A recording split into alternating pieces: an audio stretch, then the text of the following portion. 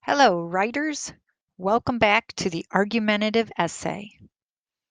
We've done a lot of work so far. What have we done? We've worked on our introduction and our 3 body paragraphs. Now it's time to go on to the conclusion.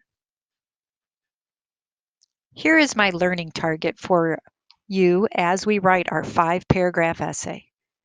I can present my argument in a formal style that includes an effective conclusion.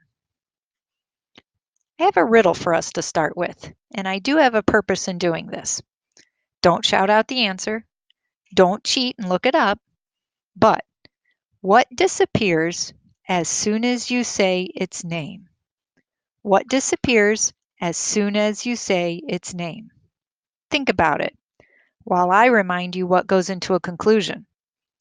A conclusion has 3 parts: a bookend, restate the thesis, and a super so what. Think about it this way. Introductory and concluding paragraphs function together as bookends around the argument of your essay.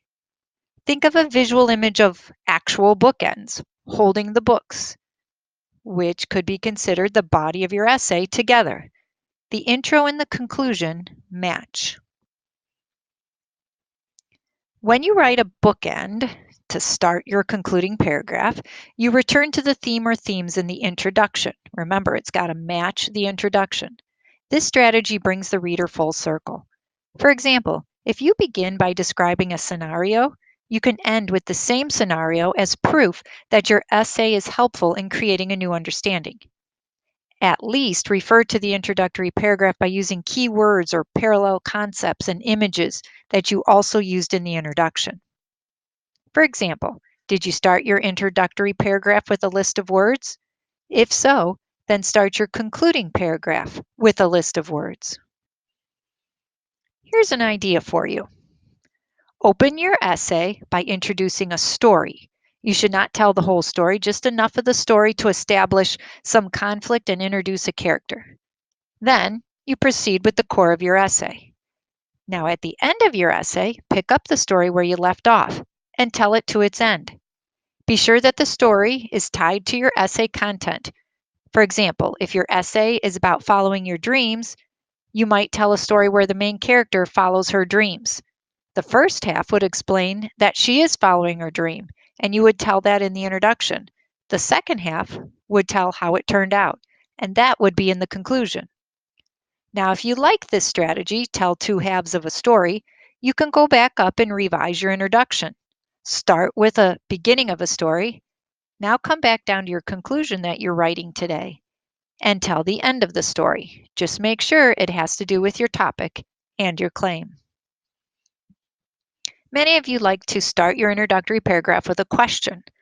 How about doing this in your concluding paragraph? Open your essay by posing a question to the audience. Now conclude your essay by providing the answer at the very beginning of your concluding paragraph.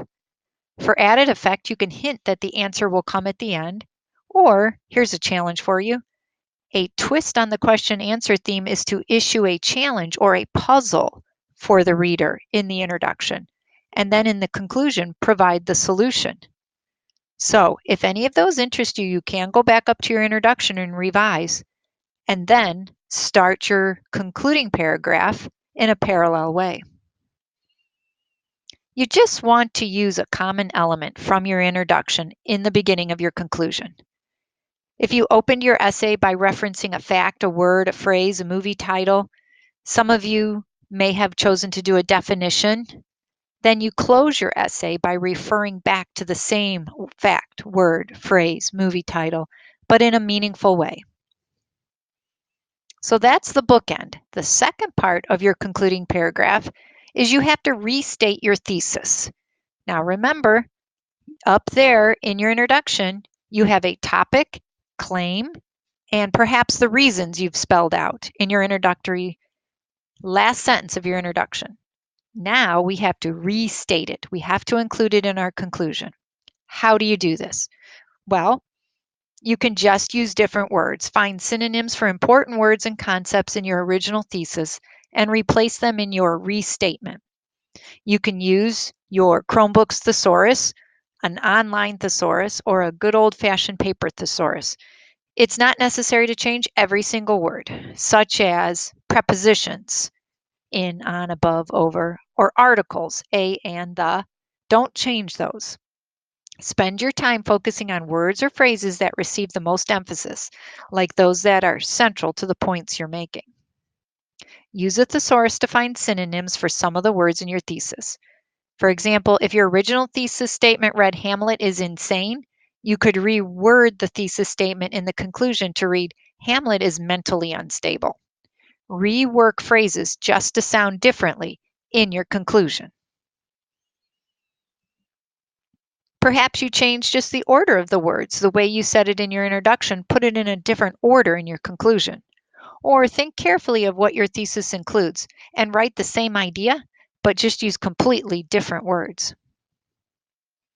So that's restating the thesis. You have to start your conclusion with a bookend. However you start your introduction, start your conclusion.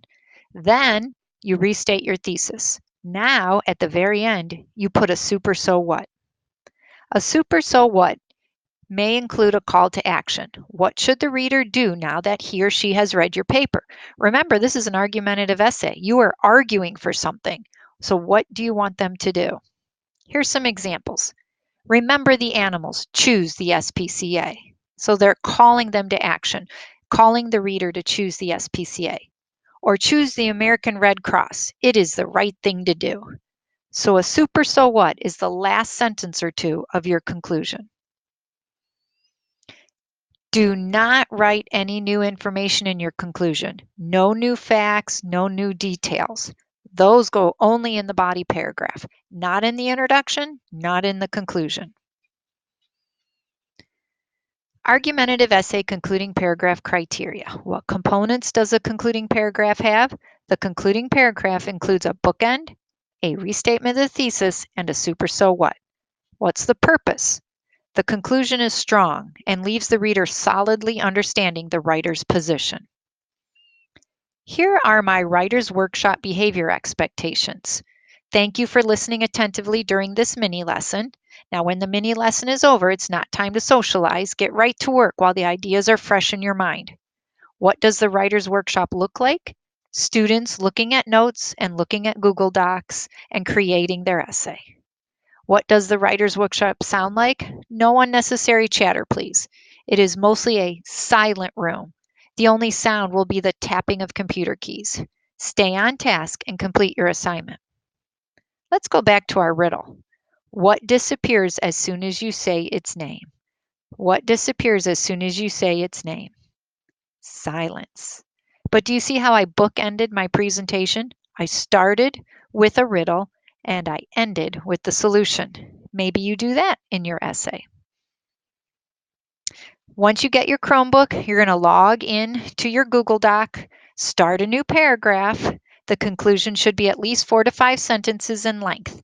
When you're done with your conclusion, you should clearly be able to see 5 paragraphs. Go back and review the other videos or the presentation to remind you of all the pieces, parts if you need to. And I'll leave you with a little bit of SpongeBob inspiration.